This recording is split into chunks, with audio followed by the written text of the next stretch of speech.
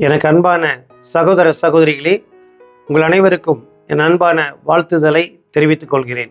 நம் தேவைகளை கடவுள் எப்பொழுது சந்திப்பார்?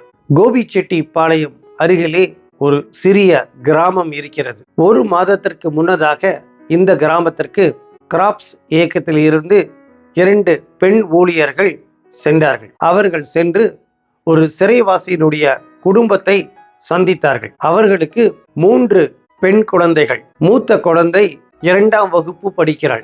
அடுத்ததாக ட்வின்ஸ் 3.5 வயது இருக்கும். அந்த தாய்க்கு தையல் வகுப்பு படிக்க வேண்டும் என்று மிகவும் விருப்பம். ஆனால் படிப்பதற்கு பணம் இல்லை.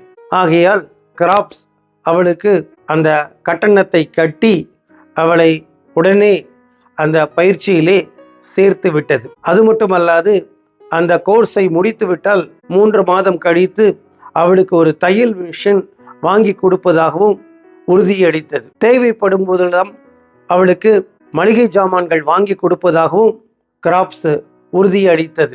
இப்படி பல சிறைவாசிகளின் குடும்பங்களுக்கு பல உதவிகளை பல ஆண்டுகளாக கிராப்ஸ் செய்து வருகிறது. இதற்கான பணத்தை, பொருள் உதவியை அநேக நல்ல சமாரியர்கள் கிராப்ஸ் இயக்கத்திற்கு தந்து உதவி வருகிறார்கள். இதே போல நாமும் கூட ஏழை எளிய மக்களுக்கு, தேவையில் உள்ள மக்களுக்கு உதவி செய்தால் நம்முடைய தேவைகளையும் கூட கடவுள் நிச்சயமாக சந்திப்பார். தேவன் தாமே இந்த வார்த்தைகளை ஆசீர்வதிப்பாராக.